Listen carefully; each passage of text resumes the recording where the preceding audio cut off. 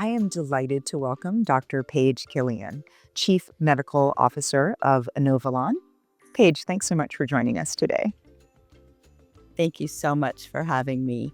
Also joining us from Inovalon is Kate Marta, Vice President of Clinical Quality and Innovation. Kate, thanks so much for being here. Thank you. And we also have Rachel Stemerman, Principal Technical Product Manager. Rachel, great to have you here as well. Thanks for having me. We've got a full contingent from Inovalon and also from AWS. We have from our prototyping team, Senior Prototyping Engineer Allison Pryor. Allison, great to see you. Thank you. And Mohammad Salehan, Prototyping Engineer. Mohammad, Thanks for having me. Yeah, great.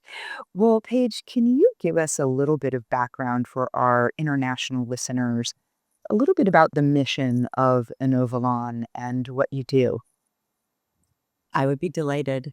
Inovalon is a healthcare information technology company whose mission is to use data and technology to improve healthcare delivery. We support the vast majority of quality reporting in the United States, about 85%. We also have a significant presence supporting risk adjustment activities, specialty pharmacy, revenue cycle management, and beyond. Fantastic. And Kate, as that clinical quality and innovation leader there, tell us a little bit about the landscape. What's hard in this area? What keeps you up at night? Well, always trying to be mindful of the regulatory requirements that we need to Mm, satisfy. We may want to do something one way, but we always have to be mindful of the regulatory landscape. And I think what keeps me up at night is, you know, staying on top of all the wonderful innovations that are occurring. And I think one of the biggest challenges are I think that people think this is easier than it really is. I mean, I really wish that risk adjustment was as easy as people think, or that HEDIS reporting and trying to do chart reviews for that are as easy as it is. And it's really much more difficult. And we'll talk about some of those challenges and how we're overcoming them today. yeah, absolutely, absolutely. And Paige, that keeping that um, focus on quality and regulatory compliance, et cetera, goes hand in hand with the kind of work that you're trying to achieve. Is that right? Absolutely. Absolutely. Great. Well, Rachel, maybe you can give us a little bit of a technology landscape for what does the technology estate look like at Inovalon before you came to work with AWS? In the space that we typically work around, which is our converged record review or our CR platform, there's really two areas, which is risk adjustment and quality HEDIS reporting. So for our risk, traditionally our systems have relied on NLP and rules, and that's where we saw a clear opportunity to improve our accuracy and efficiency using those large language models. And in the quality space, this is where our AWS prototyping project has really come to life because NLP and rules based are just going to be so limiting in an area that Dr. Page and Kate will explain, have a lot of nuances, and the criteria for those measures and HEDIS have a little bit more than those keywords and really need context in the full medical charts, which can be upwards of 5,000 pages. Mm. And Paige, can you tell us a little bit about what is HEDIS? For those of us who are not part of the medical community, maybe you can explain the, the complexity there. So there is actually a very large quality metric reporting framework in the United States that incorporates HEDIS, which are the measures that come from NCQA, the National Clinical Quality Alliance, but also there are measures that come from CMS and measures from the states themselves, and hundreds of measures that have to be reported on each year by managed care organizations that are needing to advertise to attract patients and also needing to report to the government and other regulatory bodies exactly how they're doing. So both at the federal and state level, that complexity comes in. Um, Absolutely. yeah, Kate, maybe you can tell us a little bit about how you came to work with AWS. Paige, you might do the best introduction to what we did about 3 or 4 years ago. I would be delighted to do that. 2 years ago, after a really fun collaboration with AWS that was on using NLP, as Rachel mentioned, again, to support medical record review, AWS came to us and said, "Hey, we've got this new cool thing. It's called Health Agent, and we'd like for you to tell us what you think of it." And they demonstrated using a large language model that you could query and ask about specific diagnoses. And we were really impressed, really optimistic. We saw tremendous promise for both a risk adjustment and a quality use case, thinking that we could either ask the model to determine whether a condition was present or absent within a medical record, or that we could use the model to determine whether a patient needed to be excluded from a quality measure. So we were extremely optimistic. We were happy to test it. In the testing, we did see quite a bit of promise, but it wasn't as consistent and we needed it to be as we needed it to be. So we tabled it for a while. And then AWS came back and said, "Hey, what do you think about trying again? We've got some new ideas." And we were delighted to try again. And we had a collaborative relationship that is the reason that we're here today. So we tried and we failed and we tried again and we succeeded. I love that. At Amazon, we often say that innovation and failure are inseparable twins, right? It's not an experiment. If you know the outcome, you probably know that from your science background, right? But you've got to try things and incrementally improve, right? So I love that idea. So tell us a little bit about how you came to work with the prototyping team. When we first started about 2 years ago, we first thought of approaching this from a risk adjustment standpoint, and for risk adjustment, we look at different chronic or significant disease or conditions, and those are grouped into what we call HCCs, hierarchical condition categories. So we talked about, it's really nice if I could ask, does this member have diabetes? And it was great at finding diabetes a lot of the times, but trying to roll those up into those hierarchical condition categories, those HCCs, was going to give us the best promise from a risk adjustment standpoint. CMS audits our health plans annually saying you submitted a claim for this particular HCC, let's say HCC 19 for diabetes. They then ask, all right, this diagnosis has been factored into the member's entire risk score. Show us now the documentation that's going to deliver this. So being able to do it, to investigate and you have these prompts return information at the HCC level was really critical to this.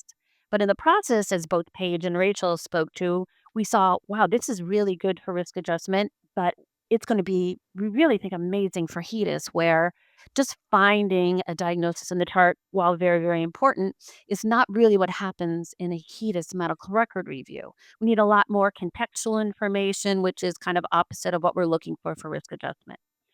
So when we first started, we said we looked for HCCs. The first challenge was, well, rolling diagnoses up to HCCs was kind of complex. But first round, much more difficult than the second round when we were able to work with Allison and Mohammad, and they got it. A couple tries, and we were thrilled at what we were able to see. That really had such an impact on achieving our productivity goals, also with looking at it from an accuracy standpoint. So we were able to do that, and we had daily stand-ups, which were, I may have said a couple times, were the highlight of my day. Working with such a collaborative team that really understood what we were looking to do is one thing, but really watching when you're innovating success come up, it's really invigorating. It was really a fabulous, fabulous opportunity and experience. So risk looked great, but then we started kind of at maybe the latter half, I would say, Allison and Muhammad, when we introduced the HEDIS concept. And I was really, really, really impressed with what we were able to do from HEDIS, which is a much more challenging aspect. As we said, it's not as quite as easy, even though it's not easy for risk adjustment to simply find a diagnosis within the medical record. From a HEDIS standpoint, saying, "Hi, I'm looking for this on this particular day," and within seconds, sometimes that result came up, and it was right. So that was a really wow moment. To kind of circle back, risk adjustment can be really challenging, not because we're just looking for the diagnosis, but it has to have very specific criteria surrounding it. And that was kind of a fun thing we saw at first with our results on this second pilot we did. So we would say, "Hi, does this member have HCC8, which is cancer?" And it would come back initially, it being health agent, I should say, Kate would come back initially and said, they have this test and this test. So, yes, they do have cancer. And by the way, congratulations, it's curable. We were like, well, that's a little bit more than we needed it to say. And it was also kind of making some broader assumptions, which we can't use from a risk adjustment standpoint. If we can't look at the data, which might clearly give an indication that the member does have cancer, it needs to be very specifically documented using very specific language. So daily, Allison and Mohammed and Rachel and I would meet. We'd go over charts. We say, this was good, this wasn't good. They would fine tune the information till we came back with success. And again, that was, really wonderful, exciting experience to be like, wow, that worked. And here it is. And this is fabulous. Although I'm not going to lie, it was kind of entertaining, some of the responses we got back from time to time as well. Absolutely. Mhm. Absolutely. It's always great that refinement period in the beginning, and then seeing that work actually come to fruition, right?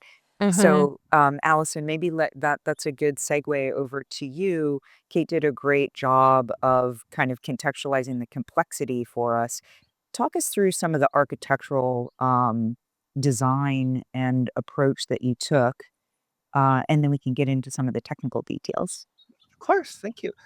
Yeah, so one thing that they Inovalon didn't mention is that they were actually using a lot of AWS services in their existing architecture design, Comprehend Medical, and really building on that their own middleware layer that helped address some of those needs. And so, as we were informed of their initial conversations with the Health Agent project, we wanted to look at it as how do we continue to iterate, innovate, and ideally simplify how Inovalon is able to do a lot of what they're doing today. And so when we started looking at using large language models to build this platform, it really came down to how do we not only demonstrate the art of the possible, but how do we actually statistically validate that we can not only get you the right answer, but we can consistently get you the right Right. answer. Right. And Some of so a that lot iteration that of Kate had mentioned. Yeah. Mhm. yeah, and Mhm. so one of the great things that Novalon had was this beautiful golden record data set with all of the expectations of what we should see and what we shouldn't be seeing. And so as we were going through the prototype, we were able to always check back to this source of truth to say, yes, this is what we expect to get. And it wasn't so much that we used that to guide the LLM to do what we wanted it to do, but we could actually just validate, are we actually seeing what we should be seeing? And yes, LMs by nature are typically very friendly, helpful models. And so we did get a lot of great uh, anecdotes about the state of a patient's health. But again, we were able to, through system prompting, for example, uh, bring it back in line with what the expectation was. Mm. And I think the biggest thing was just the capacity for us to demonstrate the continued accuracy and consistency Mhm. that we were getting, not necessarily that it was the same answer every time in the grammatical sense, but in the important context that it was able to find these HCC codes, the Mm. relevant explanations for why this patient would have HCC 9 or 16. One Right. of the other things was that we wanted to make sure that as Novon continued toward production, there was always the capacity to review what was done. So we made sure from the beginning that the model could justify its reasoning. And we provided that as an output so that not only would it say yes or no, it does have HCC 123, and not only did we say, here's the documentation that supports HCC 123, but then we also had it say, okay, give us your reasoning as to why these things measure up and equal that. which again further help with, I think, the trust with LLM because of the auditing nature of what's happening. The clients that are going to be using this need to make sure that what they're reporting to CMS, state medical institutions like Medicaid, are doing so accurately because there is a potential punitive consequence if this reporting is wrong. And so we definitely wanted to make sure that we were erring on that side of caution with providing as much information as we could. I failed to add that something really important I think that Allison brought up is finding a diagnosis in the record is wonderful, but we were really surprised when that additional evidence was also shown to us Mm-hmm. in the prompt answers, because from a reporting and coding standpoint, CMS really would like to make sure that that diagnosis is just not stated in the record, but that there is evidence and it's being managed, evaluated, or treated, that it's really impacting the member. And that additional evidence where we wouldn't necessarily use it directly for submission purposes is really great for the reviewer to direct them to where they may find that in the record as well, that really further satisfies those requirements. That was kind of an added bonus that I had not expected at first, but I really, really liked. Especially given That's that you're great. dealing with records that have literally thousands of pages, Mm-hmm. um, and not Yep. always digitized records with thousands of pages. Right. Um, I was yeah, gonna ask Paige, like coming back to you, like give us a sense of the scale of this. Yeah. So there are absolutely millions of medical record reviews are performed each year. There are estimates that there are over 100 million medical record requests of physicians' offices and hospitals per year. Now, Mm. there's another significant use case, which is utilization management and audit. But for purposes of risk adjustment, quality measure reporting, utilization management, and audit, medical record reviews are requested and performed over 100 million times per year. So the Wow. applicability potential Yeah. is enormous. Amazing. And Rachel, maybe let's dig into some of the technology and some of those choices that were made. I think we have a good foundation for the kind of concepts and capabilities that we are trying to build in. Can you give us a sense, maybe, and then we'll go over to you, Mohammed, to get into some of the more technical details of how you actually achieve that? Yeah, so when we're talking with the AWS prototyping, I think one of the real technical implementation challenges that we have is that we have two similar kind of use cases, risk and quality, and how can we efficiently bring this to life, right?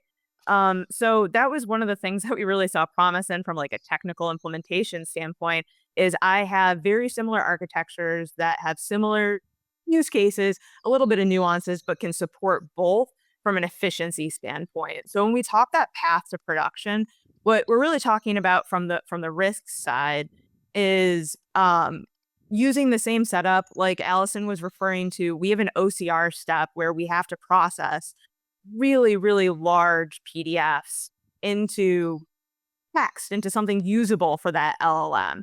And so there's a large step there that we talk with AWS about as well. And then placing that data, efficiently into the LLM, where in the HEDIS area, we have like a bank of questions. And in the risk, it's more of a larger named entity recognition task of finding those HCC codes. But you can see how it's all kind of similar. And then what Dr. Paige and Kate were referring to as far as the outputs is, yes, we love the thinking for the retrospective in the evaluation portions, but we really need the evidence output, like diabetes on page 3, with these bounding boxes from our textract output so that we can actually highlight those for the user right inside of their UI interface. And then they can confirm that output from our LLM right there in the medical chart through instead of looking through 5,000, pages, it's just like, hey, one or two clicks right in there to get to the actual evidence that the LLM has outputted. So that's our main framework that gets it into it without getting into the evaluation frameworks, which I think is probably a large section that we're going to want to talk about with our experts, Kate and Dr. Page. Yeah. And so, Mohammed, just to like dive a little bit further into the technical implementation details, can you give us a sense of some of the approach? Because I understand you used some new approaches to do that, and I really appreciate, Rachel, that emphasis on building confidence in from the very beginning for your users. Yeah. So one of the innovations we had in this prototype was to let the data make the architectural decision. So we have all these different architectures that we can try and see which one's the best. But then with the data set that was provided to us with from Inovalon side, we're able to automate those decisions. So for example, can I rely on L1's internal knowledge to identify HTTP codes or not? Or is it better to provide them explicitly to the LLM? I can write a test, automated test, run the test on the entire corpus of questions provided to us by Inovalon. And then at the end of the day, I have two different scenarios. I can measure accuracy on each of those and then see which one works the best. The decision was, do we need to, is it better to provide the output of medical comprehend to the LLM input or not? Again, we run tests that tells us if it's positive or not. So that was one of the cool things we were able to do, to just automate those tests to help us evaluate different architectures. Another thing we did was to also, in addition to evaluating accuracy, also measured consistency. So we know LLMs by nature are non-deterministic. They're not very good at generating the same answer every time, even if you provide the same prompt, because of the internal architecture of the LLM, as well as the architecture of the hardware that we use for AI. These together take us to this non-deterministic environment where you can't really expect much consistency. But then that also differs from one LLM to another LLM. So one of the other things that we measured was between different LLMs, which one is the most consistent when it comes to answering these kind of questions. And we were able to also measure that and provide recommendations. Also, we were able to enable Inovalon to run those tests by themselves. So we are done here. We tell you this is the best LLM right now, but tomorrow, next month, next year, there are new LLMs coming up. And now they have this framework and tests that they can run on new models and make those decisions in the future. Right. Kate, I see you smiling about that iterative approach that you have to take, constantly building towards better and higher quality. Yeah. You know, the very, very first pilot we did, that was the problem, really, was the consistency of answers. We would get it right the first time, we being health agent, and then we'd ask the same question again, and like, no, it's not there. So that was our biggest concern, which, Mohammed and Allison were able to absolutely fix in this pilot. That's wonderful to hear.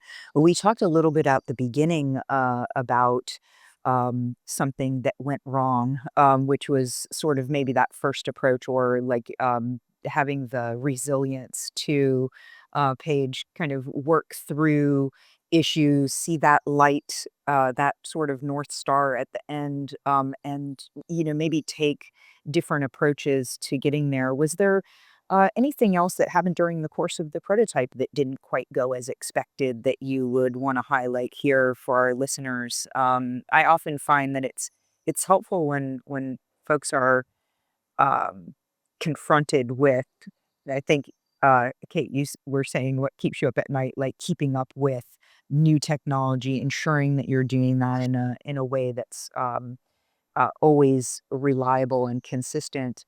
Was there something here that went wrong or that you had to overcome?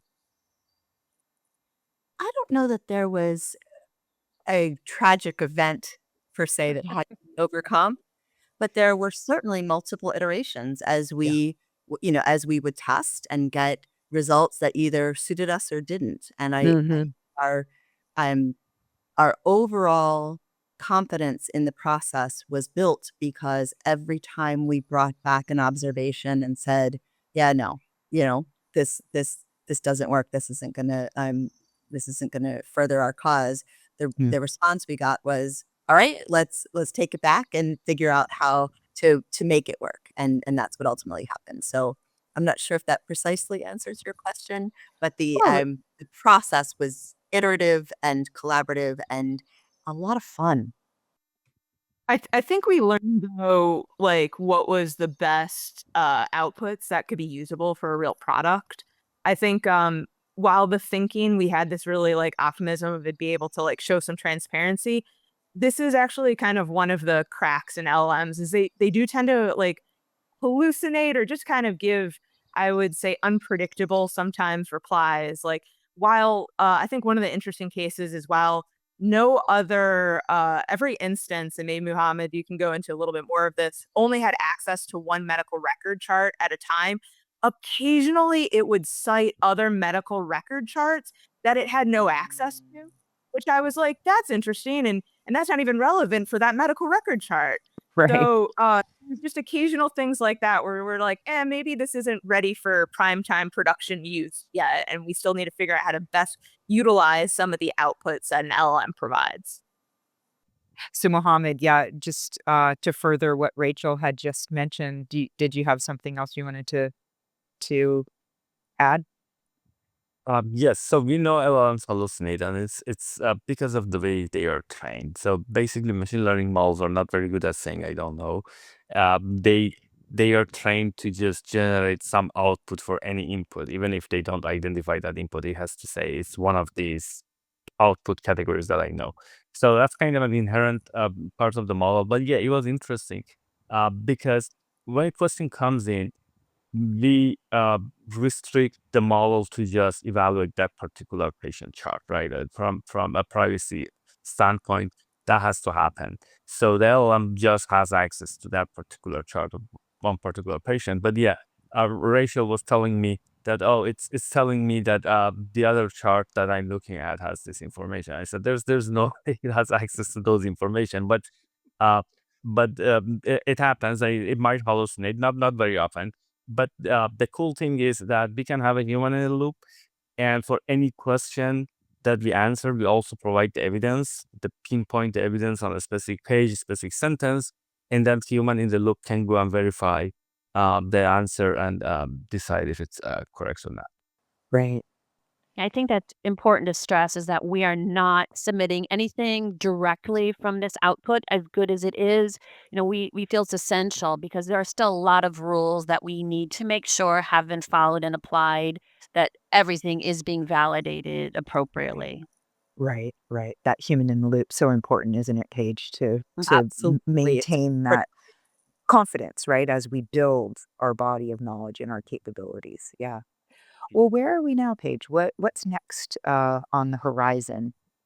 What's next is incorporating this into our product. So we have an existing product called Converged Record Review that actually is built on a collaboration with another collaboration with AWS. The Comprehend technology has been mentioned, and incorporating this capability into that existing product will significantly augment its usefulness. And we're also excited to incorporate this new technology into record review tools for the quality use case. So we've talked about all of the opportunity out there in medical record review. It is critically important that those be accurate. It's also critically important that they be streamlined. And so our vision is to use this technology and beyond to do just that. Fantastic. Well, Paige, Kate, and Rachel, thank you so much for being here to share your story with us. And Allison, Mohammed, always great to hear sort of some of the inside process that happens during these prototypes. Just as we're kind of wrapping up here, I'd love to hear each of your reflections on what you learned from this engagement or this process, or something that you would share with our listeners who might be undergoing a similar type of journey. I'll start with you, Mohammed. So one cool thing that we did was we provided early access to the system to Inovalon to test for themselves. At the end of the second week, we actually were able to provide that access, and that built a lot of confidence because they were able to test it by themselves rather than just rely on the results that we provide. So that was very interesting and useful. Fantastic. Allison, how about you? I think one of the biggest things is just the continued evolution of large language models into this space of what I would call cognitive analysis and generative assessments to do that kind of heavy duty lifting. At AWS, we talk about undifferentiated heavy lifting of IT, and I think LLMs are moving towards this concept of undifferentiated heavy lifting of that thought of that analysis, making it more consistent, more accurate, and if we can continue to work on hallucinations and things of that nature, ensuring that from a human perspective, we're spending time doing what matters versus looking through data that we may miss because we're doing thousands of pages of review from Exactly. that perspective. So I think just the continued evolution and the ability to simplify for a Inovalon and give them that forward velocity towards meeting their goals. That's well said. Rachel, how about you? What were some of your reflections or learnings? I mean, yeah, I'll echo a lot of what Allison said. I think like with my position, Dr. Paige and Kate do this great job of setting us up with the innovation, and it's my job to implement and execute. And what I love part of this AWS prototyping concept was every step of the way, we were like, well, how would we actually get this in a path to production? And while the LLMs do the heavy lifting, right? When we're talking about tens of thousands or hundreds of thousands of charts that have thousands of pages, how do we really scale this? And so we continue to have those conversations during the prototyping steps, and we continue to have them today. But how do we scale this and place this into our product so that we can actually help our users and the overall healthcare system?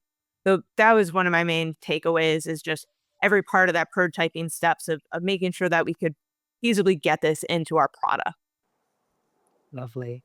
And Kate, how about you? I'm going to echo what Rachel and then Allison and Muhammad said. But, being on the clinical side, frequently, I ask for the magic to happen. I step back and somehow the magic happens and I'm handed something. And I know it's very complex, but being part of this on a daily basis gave me so much more appreciation of that. And it really allowed me to learn a lot more about this process than I had previously been exposed. So that was fabulous. I learned so much. And Allison and Mohammed were so great at kind of, I don't want to say dumbing down an answer, but really making it, those answers applicable to what I was doing so that it made sense to me. They weren't talking at, the 300,000 mile view, they were really putting it in my world. And that really, really was helpful. Oh, that's wonderful to hear. Dr. Page, last reflections for you. Yes, this is fun. Going into this, we knew the opportunity was enormous. I think what was reinforced for me was how important resiliency and relationships are on the journey. Mm, what very well spoken. And as we talk about systems and data and large language models, et cetera, it's um, also important that we zoom out on what you're trying to achieve, which is at the end of the day, better health for folks. The reason we do these medical record reviews, the reason that you want to build in quality is to have quality of care, right? Absolutely. Fantastic. Well, thank you for the work that you and the team are doing to help advance quality medical care for everyone. And thank you also for sharing your journey with us. Thank you. Thank you.